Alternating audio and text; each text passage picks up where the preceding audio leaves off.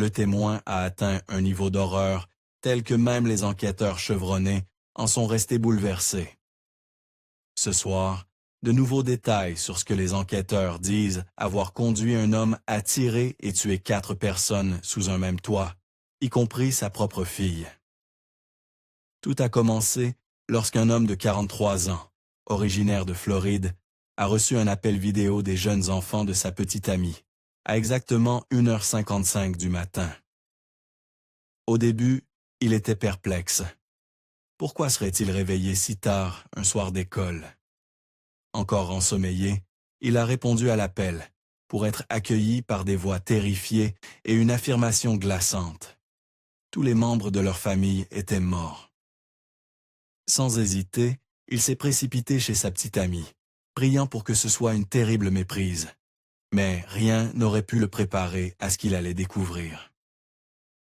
Sonnerie de téléphone. Le fils de ma petite amie vient de m'appeler et m'a dit que ses parents étaient morts. Je viens d'arriver à la maison parce que je ne savais pas ce qui se passait. La grand-mère, la mère, le père et la sœur, tous étaient morts. Les garçons étaient les seuls encore en vie. Il y a du sang partout. Pour vraiment saisir l'horreur de ce qui s'est déroulé, il faut remonter là où tout a commencé. Cocoa, une petite ville paisible du comté de Brevard, en Floride. Avec une population d'un peu plus de 19 000 habitants, Cocoa est le genre d'endroit où les gens saluent leurs voisins par leur prénom, et où la vie s'écoule à un rythme plus lent, plus paisible. Située le long de la célèbre Space Coast de Floride, elle est surtout connue pour sa proximité avec le Kennedy Space Center, où les lancements de fusées peignent le ciel de traînées lumineuses. La ville possède un charme tranquille, où les familles vieillissent dans les mêmes maisons où elles ont grandi, et les rues sont bordées d'histoires transmises de génération en génération. L'une de ces histoires est une légende locale, selon laquelle Cocoa tirerait son nom d'une femme afro-américaine âgée qui vivait près de l'Indian River.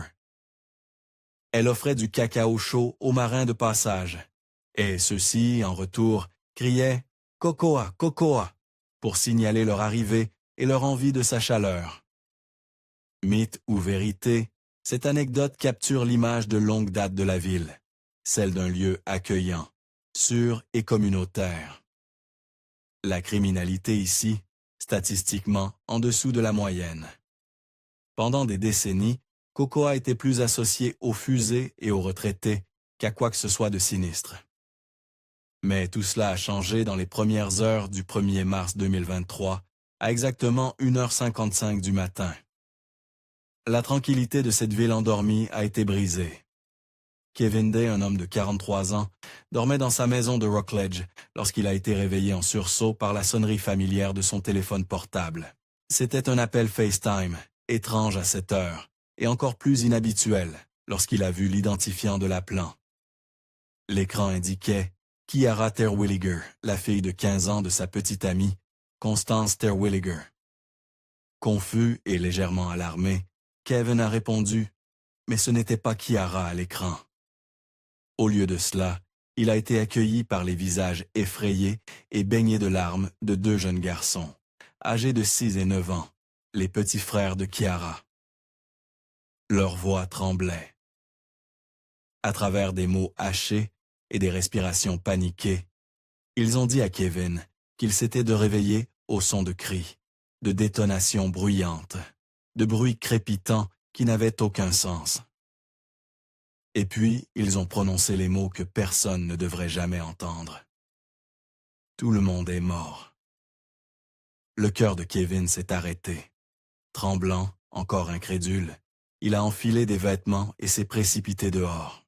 Il a gardé les garçons en ligne pendant tout le trajet, alors qu'il fonçait vers la maison de Constance à Cocoa, priant pour que ce soit une erreur, une terrible méprise.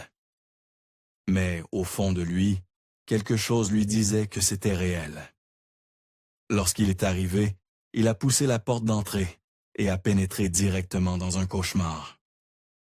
Là, juste dans le salon, gisaient les corps sans vie de 2 adultes côte à côte. Du sang s'était répandu autour d'eux. l'instinct de Kevin a pris le dessus. Il a attrapé les garçons, les a emmenés dehors et les a mis en sécurité dans sa voiture. C'est alors qu'il a composé le 911. Et comme vous avez pu l'entendre dans l'appel de Kevin plus tôt, la panique dans sa voix était indéniable, brute, frénétique et pleine de peur. Quelques minutes après cet appel, les adjoints du bureau du shérif du comté de Brevard sont arrivés sur les lieux. Armes dégainées, ils sont entrés dans la maison et ont commencé à la fouiller pièce par pièce, chaque pas les menant plus profondément dans un cauchemar. Mais le pire restait à venir. Dans la chambre sud, les adjoints ont découvert la scène la plus déchirante de toutes. Kiara Terwilliger, 15 ans, la fille unique de Constance, a été trouvée allongée dans son lit. Elle aussi avait reçu une balle dans la tête. Une mare de sang s'étendait sous elle, tachant le matelas où elle dormait probablement quelques instants avant que sa vie ne lui soit arrachée. Kiara était plus qu'une simple victime. C'était une adolescente brillante et vibrante, pleine de curiosité et de promesses. Elle aimait l'art. Elle rêvait grand. Sa mort n'était pas seulement tragique. Elle était cruelle, insensée et impardonnable. Lorsque les officiers ont terminé de fouiller la maison, la réalité s'est imposée. 4 vies avaient été prises, à travers 3 générations. Et seuls 2 petits garçons, âgés de 6 et 9 ans, avaient survécu. L'horreur de ce qu'ils avaient vu ne les quitterait jamais. Je compatis pour les enfants qui étaient dans la maison et qui ont dû assister à cela. Je suis sûr que cela va les affecter pendant très longtemps. C'est ce qui est triste. Alors que l'équipe médico-légale poursuivait son travail, les enquêteurs se sont tournés vers Kevin pour obtenir des réponses. Qui pourrait faire une chose pareille? Qui pourrait être capable d'une telle violence inimaginable? Et Kevin, encore secoué, leur a donné le nom qui allait complètement changer l'orientation de l'affaire. Domenico Claude Gigante. 24 gris. Il faut encore faire le guidon, mais, eh bien, c'est fini. Utilisez le flux OZ pour finir les derniers points de rouille et extraire l'oxyde. Kevin a expliqué que Domenico était le père biologique de Kiara, 15 ans. Les deux n'avaient jamais été proches. En fait, Kiara était née d'une relation de 2 mois entre Domenico et Constance Terwilliger. Une relation que Kevin a décrite comme toxique et de courte durée. Selon Kevin, Kiara nourrissait un profond ressentiment envers son père. Il avait été absent pendant la majeure partie de sa vie et n'avait récemment fait qu'une tentative inattendue de renouer. Mais Kiara ne voulait rien avoir à faire avec lui. Kevin s'est souvenu d'une conversation qu'il avait eue avec Constance la veille des meurtres vers 20h30 le soir. Au cours de leur discussion, Constance a mentionné que Domenico avait envoyé un message à Kiara plus tôt dans la journée. Un message perturbant et agressif. FU.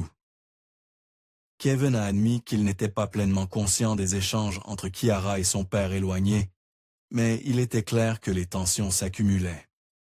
Constance, essayant de protéger sa fille, avait insisté pour que tout contact avec Domenico reste strictement par téléphone, jamais en personne. Mais ce que Kevin ne savait pas à l'époque, et ce que les enquêteurs découvriraient bientôt, était bien plus troublant. La situation a pris une tournure encore plus sombre, lorsqu'une personne proche de Kiara s'est présentée avec une allégation glaçante. Selon cette personne, Domenico avait récemment contacté Kiara avec une demande inappropriée. Il lui aurait demandé d'envoyer des photos d'elle en maillot de bain. Pour les détectives, cela allait au-delà du troublant.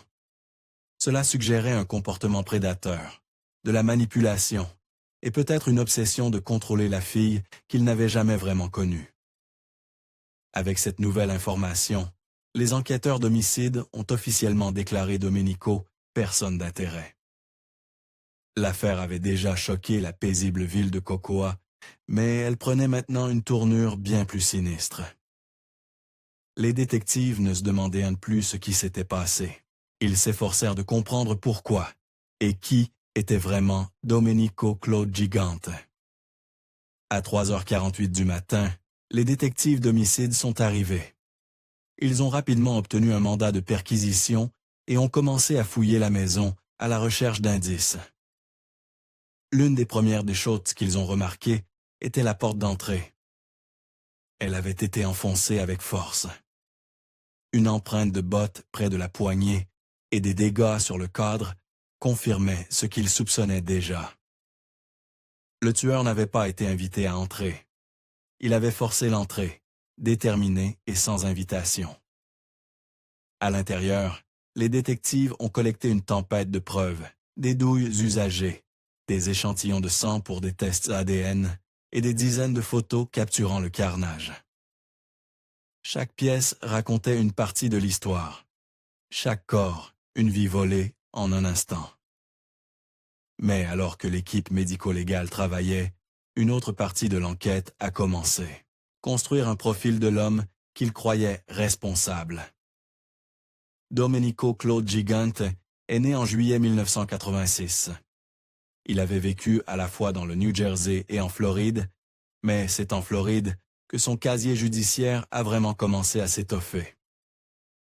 Les détectives ont découvert un schéma troublant. Agression aggravée, batterie aggravée avec une arme mortelle, violence domestique, possession de drogue et même cruauté envers les animaux. Dans un incident particulièrement horrifiant de 2008, il a été accusé d'avoir brisé le cou d'un chien, d'avoir écrasé son corps sur une table et d'avoir poignardé un autre chien à mort. Ce n'étaient pas les éclats d'un homme troublé.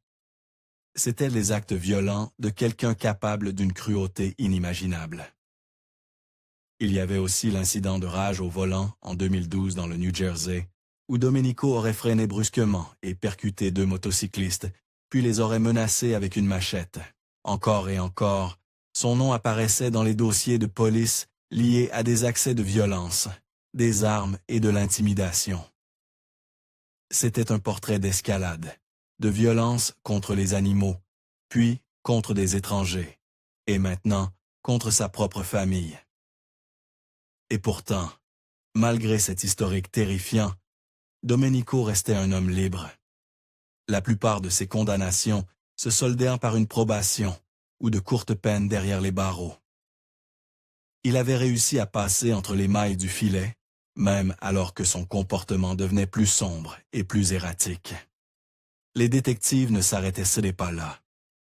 Ils ont interrogé le voisinage autour de la maison des Terwilliger et l'un des enquêteurs a remarqué une caméra de sécurité montée sur la maison d'un voisin. Les images allaient s'avérer être l'une des plus grandes percées dans l'affaire. La vidéo a capturé un pick-up Dodge argenté, s'engageant dans l'allée des Terwilliger à exactement 1h19 du matin. Les phares du camion étaient éteints alors qu'il avançait lentement. Quelques minutes plus tard, un bruit fort, supposé être la porte enfoncée, a été capturé par l'audio. Au cours des 71 secondes suivantes, 9 coups de feu ont été enregistrés, puis le silence. Le même camion a été vu plus tard en train de reculer et de disparaître dans la nuit. Ce camion était enregistré au nom de Domenico. Avec des preuves de plus en plus nombreuses, 2 détectives d'homicide se sont rendus à la résidence de Domenico sur Matador Drive à Rockledge. Il était 11h22 du matin. Leur but officiel était de lui annoncer la mort de sa fille, Chiara, retrouvée assassinée. Mais leur véritable intention était plus stratégique. L'observer, évaluer sa réaction émotionnelle. Serait-il dévasté, en colère, ou étrangement calme? Chiara? Chiara? Chiara? Malheureusement, nous l'avons trouvée dans cet état. Quoi? C'est une blague? Ce n'est pas une blague. Je suis désolé. Quoi? Ce n'est pas une blague. Que s'est-il passé? Nous essayons encore activement de le comprendre. À ce stade, elle avait école ou quelque chose. Que s'est-il passé? Comme je l'ai dit, monsieur, malheureusement, nous sommes encore... Je ne pense pas que Nous voulions vous informer. Non, J'avais la même question aussi. C'est là qu'elle était, à la maison, où elle avait école. Est-ce arrivé à l'arrêt de bus? Est-ce à cause de son petit ami? Eh bien, nous espérions que vous pourriez aussi nous aider avec cela. Voudriez-vous venir au poste et discuter avec nous? Pas pour le moment. J'ai besoin de digérer ça. C'est Domenico, mais ils ont besoin de vous parler. Vous devez, je veux dire, oui, il y a un peu de... Je comprends. C'est compréhensible. Nous essayons de comprendre ce qui s'est passé ici, monsieur. Et si vous venez discuter avec nous, cela nous donnera un peu plus de clarté. Et nous essayons de rassembler beaucoup d'informations. Vous savez, j'ai une table. Les chiens sont réveillés. Je pourrais fumer une cigarette. Je veux dire, comme vous l'avez dit, je ne sais même pas par où commencer avec ça. Ça ne semble même pas réel. Je suis désolé, maman. Excusez-moi. Ça ne semble pas réel. Vous feriez mieux d'aller leur parler au nom de notre Jésus, mes condoléances. Vous venez avec moi? Elle m'a manqué à l'école, là maintenant. Je sais qu'elle avait une angine, mais je veux dire... Bruce, vous pourriez venir aussi. Ce serait utile si vous le pouviez aussi.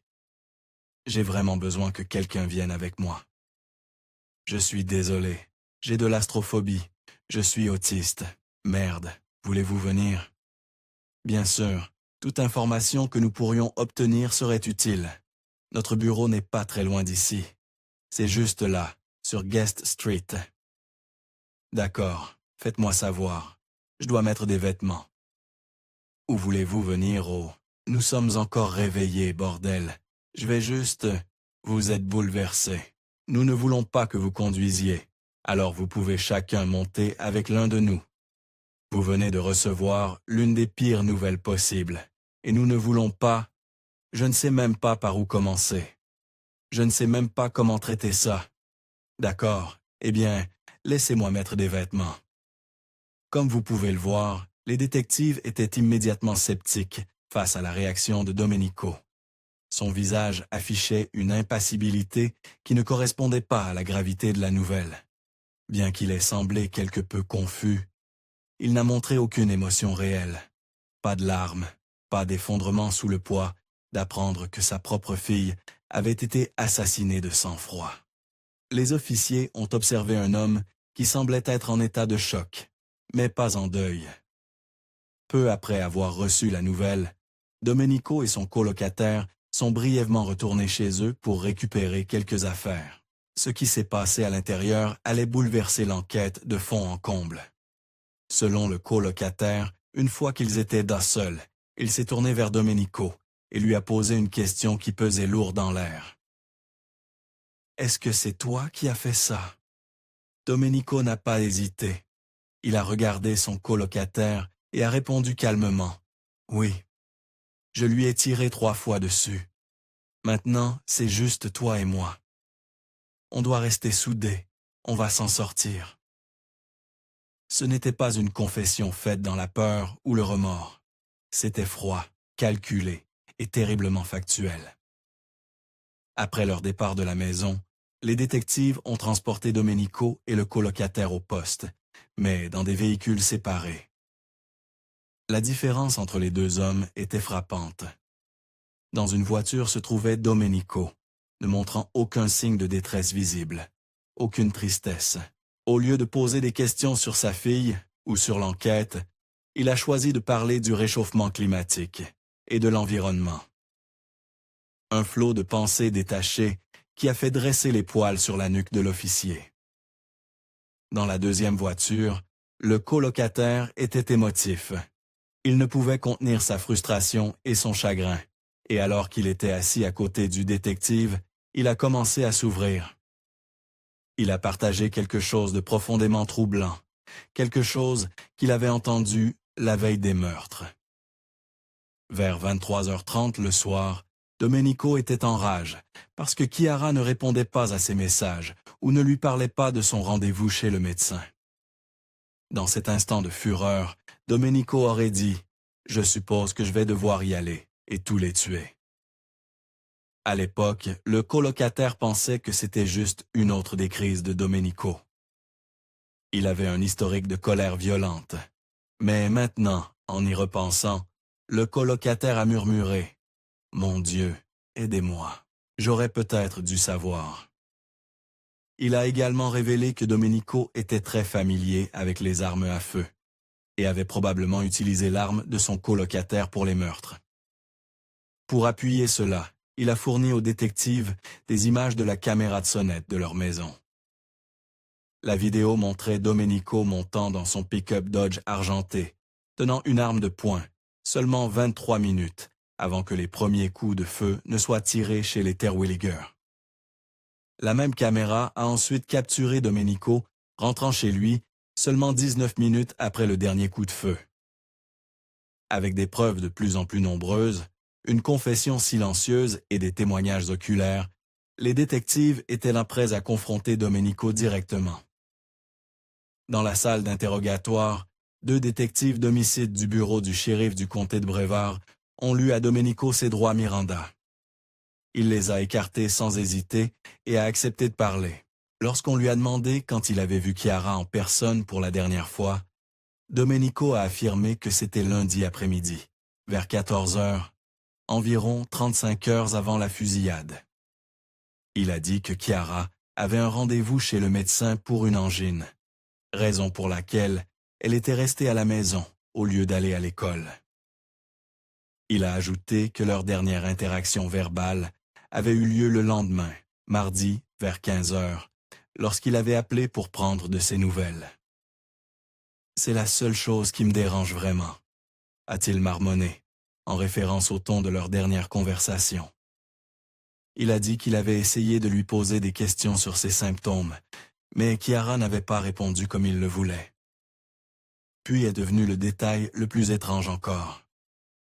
Domenico a affirmé que vers 1h30 du matin, Chiara l'avait appelé alors qu'il était assis sur les toilettes. Il a décrit ce moment comme « étrange », parce que Chiara ne l'appelait jamais à cette heure, et il pensait qu'elle essayait peut-être enfin de s'ouvrir ou de renouer. Peut-être qu'elle essayait quelque chose de nouveau, a-t-il dit. Lorsqu'on lui a demandé s'il avait répondu à l'appel, Domenico a dit qu'il n'avait pas répondu tout de suite, mais qu'il lui avait envoyé un texto ensuite. Il aurait écrit « Hey, désolé d'avoir manqué ton appel. J'étais sur les toilettes. Tu as raison. Ce n'est qu'un rendez-vous chez le médecin. Je suis désolé. À plus tard pour des sushis. » En plus de tout cela, il s'est décrit comme un reclus, disant « Je suis un crabe ermite », avec un petit rire qui semblait totalement déplacé.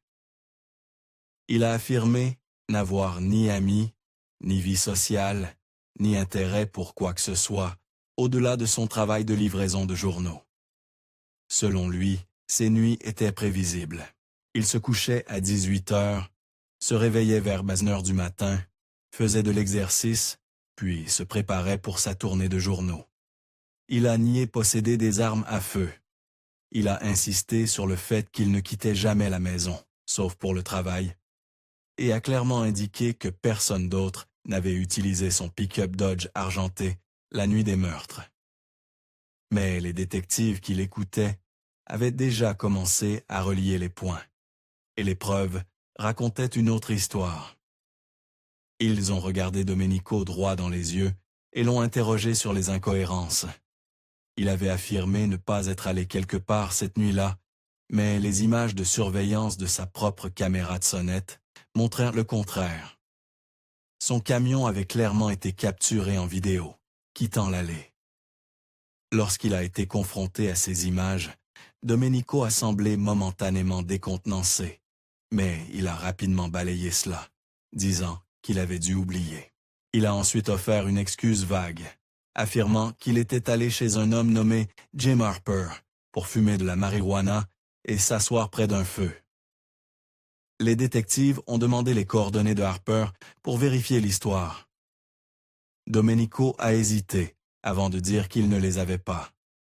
Cette hésitation, cette pause, était la première fissure dans sa façade soigneusement répétée. Les détectives ont insisté davantage. Les images ne montraient pas seulement son camion en train de partir, elles te le montraient Tan portant une arme de poing en montant dedans. Lorsqu'on lui a demandé d'expliquer cela, Domenico est devenu silencieux. Ses épaules se sont raidies, son regard s'est baissé, et l'atmosphère dans la pièce est devenue plus lourde à chaque seconde. Il n'y avait plus de tergiversation, plus de diversion. Enfin, après une longue pause, Domenico s'est adossé et a prononcé les mots que les enquêteurs attendaient. Il en avait fini de parler et ne voulait pas continuer l'interrogatoire. Ce n'était pas une confession, mais pour les détectives, c'était tout comme.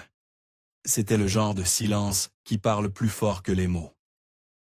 Peu après, le shérif du comté de Brevard, Wayne Ivey, s'est tenu devant une rangée de caméras et de micros clignotants pour s'adresser au public.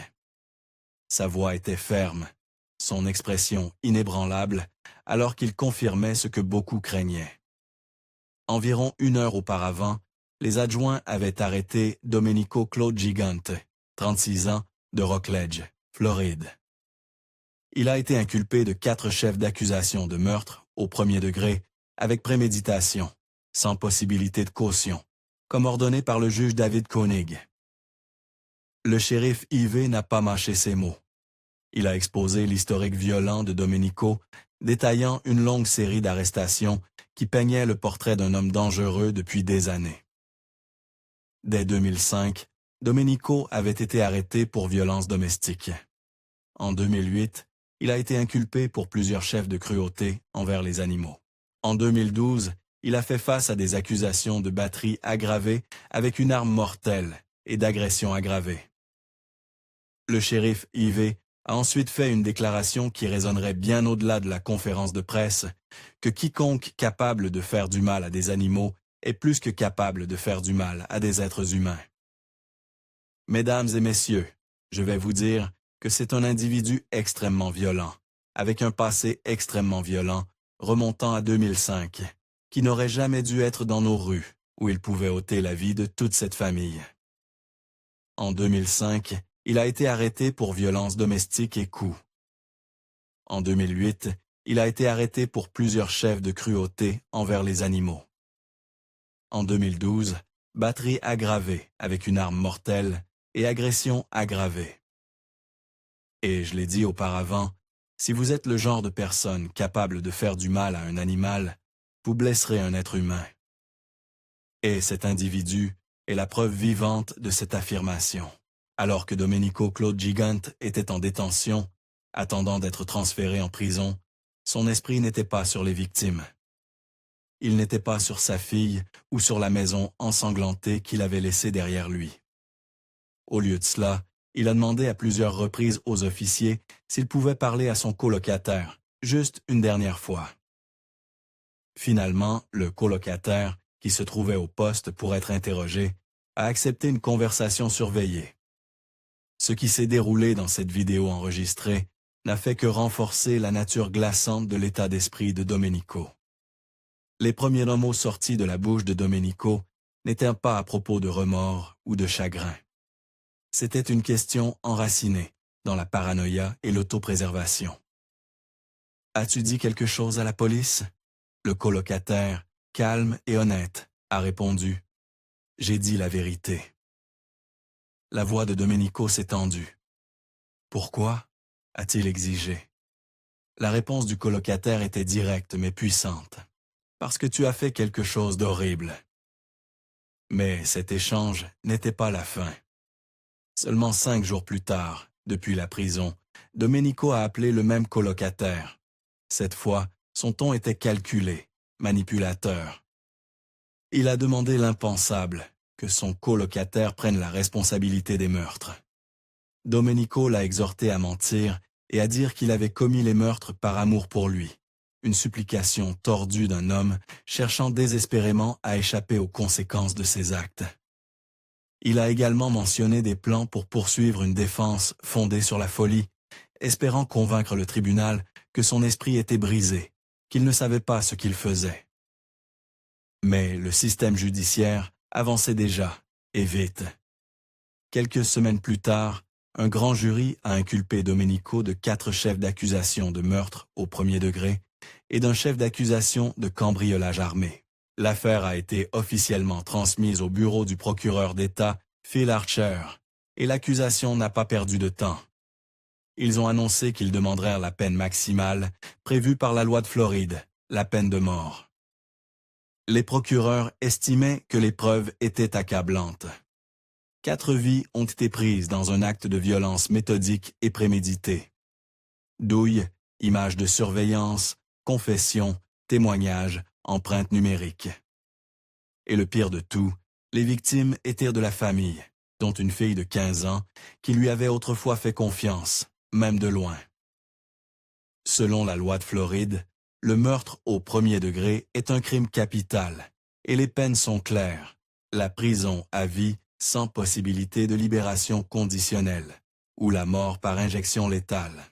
Au moment de la réalisation de cette vidéo, Domenico Claude Gigante reste derrière les barreaux à la prison du comté de Brevard, faisant face à 4 chefs d'accusation de meurtre prémédité au premier degré et un chef d'accusation de cambriolage armé. Les procureurs poussent pour la peine de mort et l'affaire continue de progresser dans le système judiciaire de Floride sans date de procès confirmée pour l'instant. Une audience de mise au rôle tenue le 6 mars 2025 a confirmé des motions juridiques en cours, mais le chemin vers la justice reste long et complexe. L'équipe juridique de Domenico continue d'examiner les preuves et devrait contester certains aspects de l'affaire, possiblement par des revendications de santé mentale, mais les preuves, des images de surveillance aux témoignages accablants, continuent de peindre un tableau dévastateur de violence préméditée. Et tandis que les rouages juridiques tournent, la réalité déchirante demeure.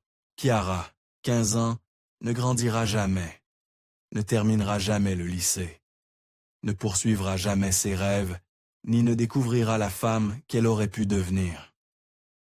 Sa vie, comme celle de sa mère, de sa grand-mère et du compagnon de sa mère, a été volée de la manière la plus brutale imaginable par quelqu'un qui aurait dû la protéger. Que la sentence ultime soit la prison à vie ou la mort par injection létale. Une chose est certaine, la communauté et le monde entier suivront de près. Pour l'instant, nous attendons. Pour la justice, pour des réponses, pour que les voix des victimes soient enfin entendues dans une salle d'audience. Si vous suivez cette affaire, nous aimerions connaître vos pensées. Pensez-vous que la peine de mort est justifiée ici? Le colocataire aurait-il dû parler plus tôt? Partagez vos réflexions dans les commentaires ci-dessous. Si vous êtes arrivé jusqu'ici, assurez-vous de regarder la prochaine vidéo. Je pense que vous l'apprécierez. Merci encore d'avoir regardé.